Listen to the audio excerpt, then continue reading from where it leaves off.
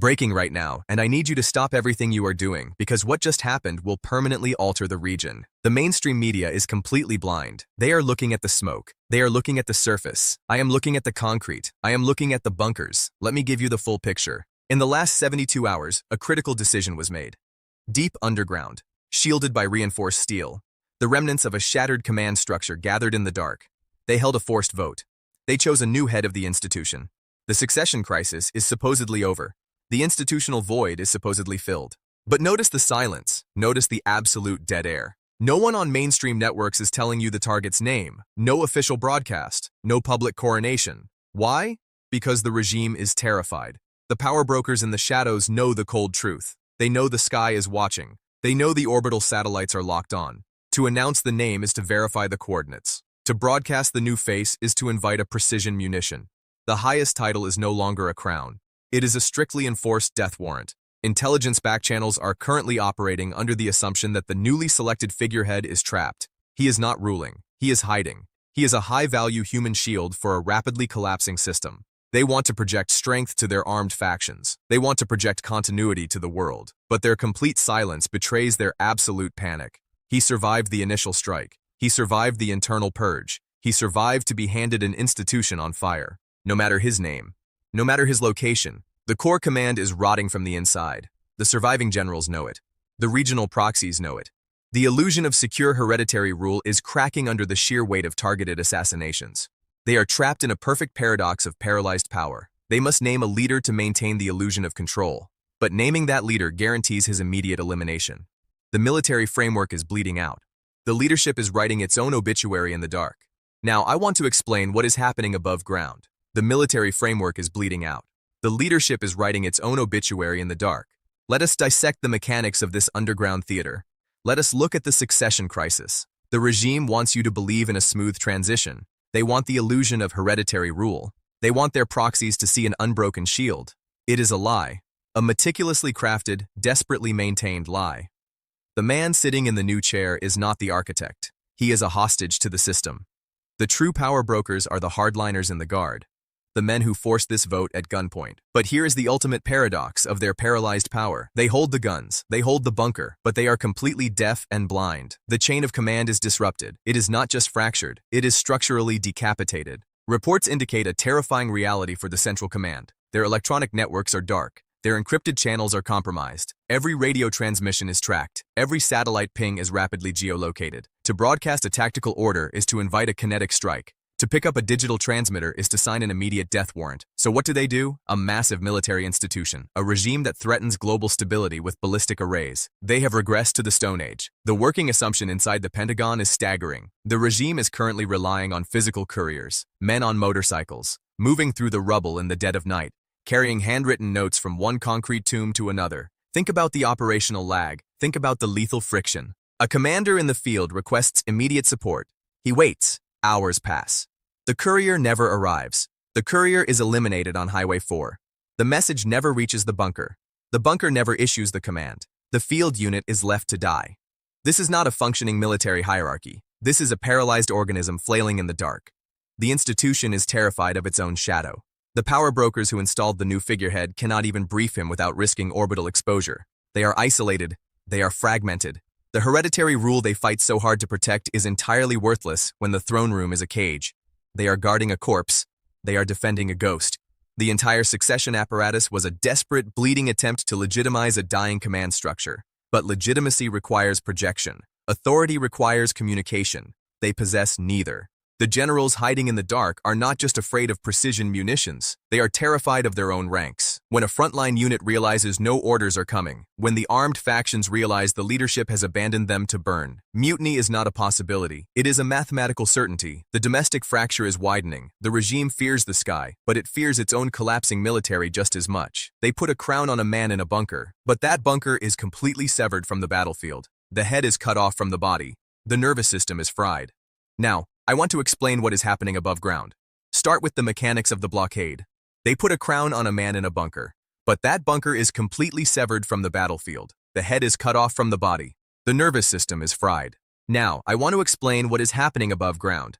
Start with the mechanics of the blockade. The regime's state media is broadcasting absolute defiance. They are projecting total control over the Strait of Hormuz. They claim the global maritime choke point is firmly in their grip. They promise a catastrophic disruption of global energy markets. It is a spectacular theater of the absurd, a masterclass in institutional hypocrisy. They threaten the world with a naval chokehold. But look at the raw data. Look at the orbital telemetry. Look at the burning water. Intelligence sources confirm an unprecedented tactical failure. In the span of a single night, 10 high-speed mine-laying vessels were completely vaporized, erased from the surface, eliminated before a single payload could be deployed. The coastal defense network is systematically fractured. The surface fleet is nothing but smoking debris. And the structural losses are far deeper. Leaked commercial satellite assessments reveal the true scale of the annihilation. 70%. 70% of their strategic missile launch infrastructure has been neutralized. Underground silos collapsed. Launch pads reduced to radioactive craters.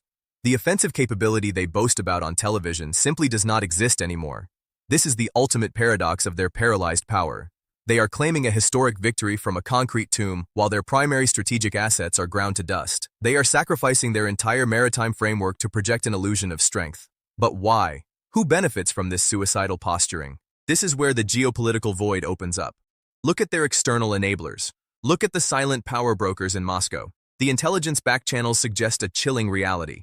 The Kremlin is feeding them target coordinates. They are pushing the regime to launch everything they have left, not to save the regime, not to secure a regional victory. Moscow is using them as a disposable tool, a sacrificial pawn designed to drain American Patriot missile batteries and exhaust Western interceptors. The regime is fighting a war of attrition for a foreign power that has absolutely no intention of saving them. No external force is coming to their rescue. There is no backup plan. There is no strategy for what comes after the smoke clears. The regime is feeding its own military into a meat grinder just to buy the men in the bunker a few more hours of oxygen. The geopolitical isolation is absolute. The hypocrisy is fatal. But the real collapse isn't the missiles. It isn't the burning ships. It is the men. Let me give you the human dimension of this paralyzed command. No external force is coming to their rescue. There is no backup plan. There is no strategy for what comes after the smoke clears. The regime is feeding its own military into a meat grinder just to buy the men in the bunker a few more hours of oxygen. The geopolitical isolation is absolute. The hypocrisy is fatal. But the real collapse isn't the missiles. It isn't the burning ships. It is the men. Let me give you the human dimension of this paralyzed command. Look at the structure. Look at the hierarchy. The regime projects a facade of iron discipline. They want you to believe their officers are unshakable. They want you to see a unified command structure ready to fight to the last man. The reality is an unprecedented internal fracture. Intelligence tracking confirms a staggering detail. More than 40 senior command-level officers have completely vanished from the operational grid. 40 high-ranking tacticians, the very architects of their defense strategy, missing, unreachable, gone dark. Where are they? Are they eliminated, or are they hiding? The working assumption is more terrifying for the regime than a direct strike. The generals are refusing to enter the central command centers. They are actively avoiding the fortified bunkers. Why? Because the bunkers are precisely what the enemy is targeting. To step into a command center is to step into a pre-registered kill zone. To assume a leadership position is to paint a target on your own back. This is the domestic fracture at its most lethal. The men tasked with defending the regime are terrified of the regime's own infrastructure. The core of their military apparatus is paralyzed by fear. Not fear of the enemy's infantry, but fear of the sky. Fear of the precise, unrelenting rain of destruction that follows any assertion of authority. The chain of command is disrupted. The leadership is physically absent. The communication lines are severed. Now, look at the front lines. Look at the lower-ranking officers. Look at the enlisted men. They are sitting in the dark. They are waiting for orders that will never come. They are watching their supply lines evaporate. They are watching their naval assets burn. They are realizing, one by one, that the men who sent them to die are hiding in the shadows, or worse, have already been eliminated. The illusion of a sacred, unbroken leadership is shattering in real time. The institutional chaos is absolute. When a soldier realizes his commander has abandoned his post to save his own skin, discipline evaporates. Mutiny becomes a survival strategy. The regime is fighting a desperate war against external forces, but its true existential threat is growing within its own ranks. An army left to rot will eventually turn its weapons inward. The power brokers forced a new figurehead onto the throne, but they cannot force a shattered military to obey a ghost. The paradox of paralyzed power has reached its terminal stage. They hold the titles, but they do not hold the men.